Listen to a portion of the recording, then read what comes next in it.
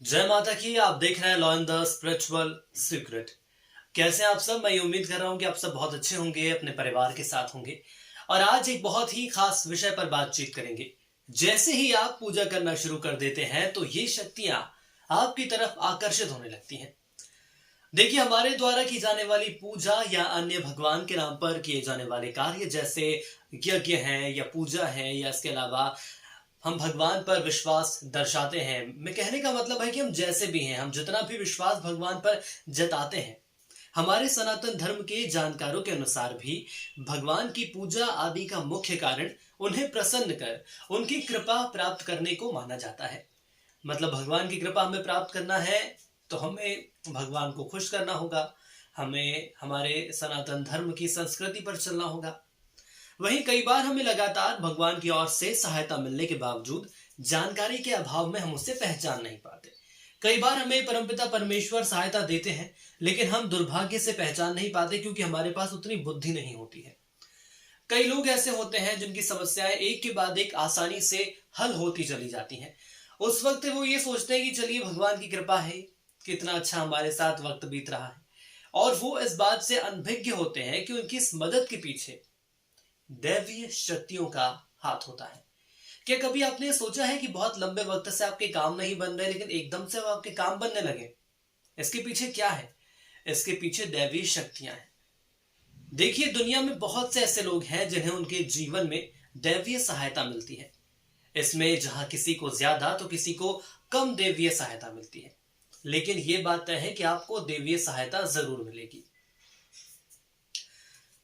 कोशिश हमारी ये रहनी चाहिए कि हम कैसे उन्हें पहचान पाए। देखिए, इनमें से कुछ ऐसे होते हैं जिनके माध्यम से ऊपरी या दैवीय शक्तियां अच्छा काम हमसे भी करवाती हैं। हम हमें कहीं ना कहीं ऐसा लगता है कि हम ये काम बेहतर करें। ऐसा क्यों होता है, कभी सोचा है आपने? इसके पीछे का कारण यह है कि इसके पीछे हमें एक दैवीय शक्ति धकेलती है। ऐसे में सवाल ये उठता है कि आखिर आम इंसान आखिर कैसे पहचाने कि दैवीय शक्तियां उसकी मदद कर रही हैं।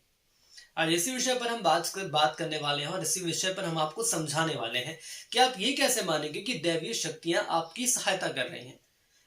या भगवान की पूजा अर्चना हम करते हैं, पूजा पाठ करते हैं, प्रार्थना कर रहे हैं, तो क्या ये उसका असर है? देखिए, दोनों ही बातें एक ही हैं।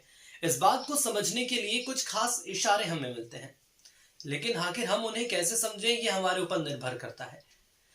जानकारी की कमी होती है जिसके चलते हम ये समझ नहीं पाते। ये बात तो तय है कि जब भी हम पूजा पाठ करते हैं, हम मंदिर जाते हैं या हम ऐसे धार्मिक अनुष्ठान में जाते हैं, तो कुछ सकारात्मक शक्तियां हमारे साथ हो लेती हैं। कुछ शक्तियां आपकी तरफ आकर्षित होने लगती हैं और उसके बाद कुछ इशारे हमें मिलने लगते हैं। वो कौन कौन से इशारे होते हैं मैं वो आपको बताता हूँ, जिसके माध्यम से आप ये समझ पाएंगे कि हाँ, कहीं ना कहीं शक्तियां हमारी सहायता तो कर रही हैं। वो सभी इशारे और दैवीय तत्व आज आपको पता चलने वाले हैं, जिसके माध्यम से आप भी ये समझ पाएंगे कि आखिर जब मैं ऐसा कोई कदम उठाता हूं तो उसके पीछे क्या रीजन है। देखिए, सबसे पहली बात है कि आप अच्छे मार्ग पर हैं। शास्त्र कहते हैं, हमारे सनातन धर्म कहते हैं और बहुत जानकार ये कहते हैं कि दैवीय शक्तियां सिर्फ उसकी ही मदद करती हैं। ध्यान रखिएगा, दैवीय शक्तियां उसी की मदद करती हैं जो दूसरों के दुख को समझता है, जो बुराइयों से दूर रहता है, नकारात्मक विचारों से दूर रहता है। देखिए, जब कभी आप ऑफिस में जाते होंगे, कार्यालय में जाते होंगे, कई ऐसे लोग हैं जो कि नकारात्मक रहते हैं, नकारात्मक बातें रहती हैं। जब भी उनसे मिलो, कहीं ना कहीं ऐसी नेगेटिव बातें करते हैं कि ऐसा लगता है इनसे दूर हो जाए। नियमित अपने इष्ट की आराधना जो व्यक्ति करता है, पुण्य के काम में जो लगा हुआ होता है, वो हमेशा सही मार्ग पर चलता है। यदि आप समझते हैं कि मैं ऐसा ही हूं, मैं सही मार्ग पर ही चलूंगा, तो निश्चित ही दैवीय शक्तियां आपकी मदद कर रही होती हैं। आपको बस थोड़ा सा इस बात पर ध्यान देने की जरूरत है कि क्या मैं कहीं गलत दिशा में तो नहीं जा रहा हूं। आपने पिछले कुछ वक्त को आप टटोलिएगा, आप तोलिएगा उसको कि आप अच्छे मार्ग पर हैं या अच्छे मार्ग पर नहीं है। और यदि आपने लंबे वक्त से हमेशा अच्छा मार्ग ही अपनाया है, तो यकीन मानकर चलिए कि परम पिता परमेश्वर भी ये देख रहे हैं और वो शक्तियां भी देख रहे हैं कि ये व्यक्ति सही मार्ग पर जा रहा है। देखिए, इसके अलावा दूसरा एक बहुत बड़ा कारण यह है स्वतः नींद खुल जाना। मतलब आप जब उठते हैं तो आपको अलार्म की जरूरत नहीं होती है, आपको जरूरत नहीं होती कि आपके घर परिवार का कोई व्यक्ति आपको उठाए। देखिए, विद्वान ये कहते हैं, हमारे सनातन धर्म में भी ये लिखा है कि यदि आपकी आंखें प्रतिदिन ब्रह्म मुहूर्त यानी रात्रि 3 बजे से 5 बजे के बीच अचानक खुल जाती हैं। आप सो रहे हैं, आपको कोई उठाने वाला नहीं है, अलार्म बजने वाला नहीं है, स्वतः नींद खुल जाए तो समझ जाइए कि दैवी शक्तियां आपके साथ हैं। क्योंकि यही वो समय होता है जब लोग जागृत रहते हैं, जब देवता जागृत रहते हैं। जब लोग सोते रहते हैं, जनता सोती रहती है, हर व्यक्ति सोता है, लेकिन देवता उस वक्त जागृत रहते हैं। यदि आप अपने बचपन से लेकर जवानी तक इसी समय में उठ रहे हैं तो समझ जाइए कि ये सिर्फ आप नहीं कर रहे हैं, देवी शक्तियां ये आपसे करवा रही हैं और आपके माध्यम से कुछ बड़ा करवाना चाहती हैं, या कि वे आपको एक अच्छी आत्मा समझकर ये संकेत दे रही हैं। ये हमें समझने वाली बात होती है कि आखिर हम लगातार आखिर बचपन से जवानी तक एक समय में उठ रहे हैं। ऐसे कई लोग हैं, हजारों लोग हैं ऐसे। ये वक्त उठने का होता है, ये सोने का नहीं है। जीवन सोने के लिए नहीं मिला है, इस बात को आप लिख लीजिए। दुनिया में हम आए हैं, दुनिया में आप आए हैं तो हमें कुछ करना ही होगा। सोने के लिए हम नहीं आए इस दुनिया में। यह भी कहा जाता है कि सत्व गुण प्रधान लोग इस काल में स्वतः ही उठ जाते हैं, यानी जिनके आवरण सकारात्मक शक्तियों से घिरा हुआ है वो खुद ही उठ जाते हैं, उन्हें जरूरत नहीं होती किसी की। आयुर्वेद के अनुसार इस समय बहने वाली वायु को अमृत तुल्य कहा गया है। देखिए, स्वास्थ्य के नजरिए से देखें तो ये अमृत बेला होती है। कितनी अच्छी बेला, कितना अच्छा समय होता है ये आपके लिए, हमारे लिए, हर व्यक्ति के लिए स्वास्थ्य के नजरिए से भी अच्छा होता है। कहते हैं कि इस काल में दुनिया के मात्र 13% लोगों को ही नींद खुलती है, यानी 13% लोग ऐसे भी हैं जो कि इस समय उठ जाते हैं। चलिए, ये तो हमने उठने की बात की और अब तीसरी बात ये सामने आ रही है कि देव स्थान के सपने हमें आने लगते हैं।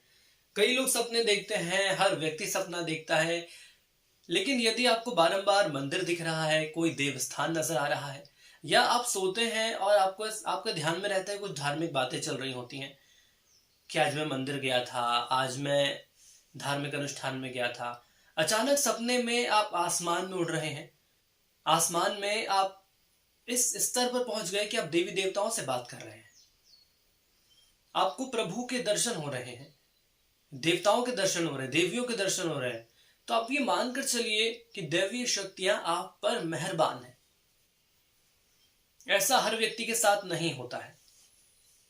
सपने ऐसे भी आते हैं कि आप दब जाते हैं, सपने ऐसे भी आते हैं कि चलते चलते गिर जाते हैं, सपने ऐसे भी आते हैं कि लोगों की मौत हो जाती है, सपने ऐसे भी आते हैं कि हमारे साथ कुछ अच्छा भी हो रहा होता है, हमारे साथ कुछ गलत भी हो रहा होता है।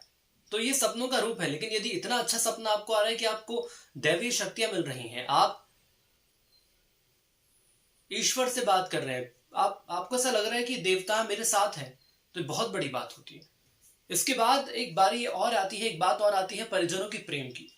आपकी पत्नी, बेटा, बेटी, आपके सभी परिजन आपकी आज्ञा का पालन कर रहे हैं। यदि आप घर के प्रमुख हैं और ये सभी आपको प्यार करते हैं, आपकी बात मानते हैं, आपका आदर करते हैं, तो ये मानकर चलिए कि आज के दौर में ये बहुत मुश्किल बात है। यदि आप भी उनके साथ प्यार से रह रहे हैं तो आप समझ जाइए कि जो दैवीय शक्तियां हैं वो आप पर प्रसन्न है। देखिए, इतना अच्छा परिवार, इतनी अच्छी चीजें, इतने संस्कारी जो बातें हैं, ये नहीं होता है, बहुत मुश्किल होता है। इसको अर्जित करना पड़ता है। ये मेहनत होती है जवानी से बुढ़ापे तक की, तब जाकर ये चीजें मिलती है। इसके बाद एक और बड़ी खास बात है कि अचानक से लाभ हो जाना। देखिए, जीवन में लाभ मिलता है, लेकिन मेहनत करेंगे तो लाभ मिलता है, मेरा ये मानना है। लेकिन आपको अचानक यदि लाभ प्राप्त हो जाता है, आपके जीवन में कोई कार्य किसी भी प्रकार का जो आपको बाधा उत्पन्न नहीं होने देता है, सभी कुछ आपको आसानी से मिल जाता है, तो ये मानकर चलिए कि ये आपकी मेहनत तो है ही है, लेकिन इसके साथ ही परमपिता परमेश्वर का आशीर्वाद भी आपके साथ है, दैवीय शक्ति आपके साथ है। आप पूजा पाठ करेंगे, भजन कीर्तन करेंगे, रोज मंदिर जाएंगे, सकारात्मक ऊर्जा तो आपके साथ रहेगी, लेकिन उस सकारात्मक ऊर्जा के साथ आपको दैवीय शक्तियों का भी एहसास होगा। इसके बाद बात आती है और कि वातावरण में सुगंध का एहसास होगा। जैसे आपको लगेगा कि कहीं आप जा रहे हैं तो एक भीमी भीमी सी खुशबू आपके साथ, आपको ये महसूस होगा कि मेरे कोई आसपास है। आपको नजर कोई नहीं आने वाला है, लेकिन आपको ऐसा लगेगा कि कोई मेरे आसपास है। बहुत एक अच्छी खुशबू आ रही है, उसके साथ रहने से ऐसा लगेगा कि सकारात्मक ऊर्जा का आभास हो रहा है।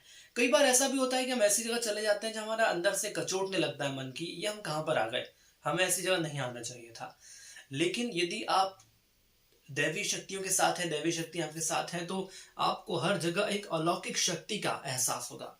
तो ये कुछ ऐसी खास बातें हैं जिसमें हमें पता चलता है कि यदि हम रोज पूजा पाठ करते हैं तो हमारे जीवन में कितने बदलाव आते हैं। लेकिन साथ ही साथ हमें ये भी पता चलता है कि यदि हम सकारात्मक कदम उठा रहे हैं तो उसके पीछे आखिर है कौन। तो उसके पीछे दैवीय शक्तियों का आशीर्वाद है, जो कि पूजा पाठ के चलते हमारे साथ रहती हैं। आज के लिए इतना ही। कुछ और वीडियोस बनाते रहेंगे, और यदि आपको कोई सवाल या जवाब हमसे पूछना है तो जरूर पूछिए। कोशिश रहेगी कि उन सवालों के सही जवाब हम आप तक पहुंचाएं। जय माता की।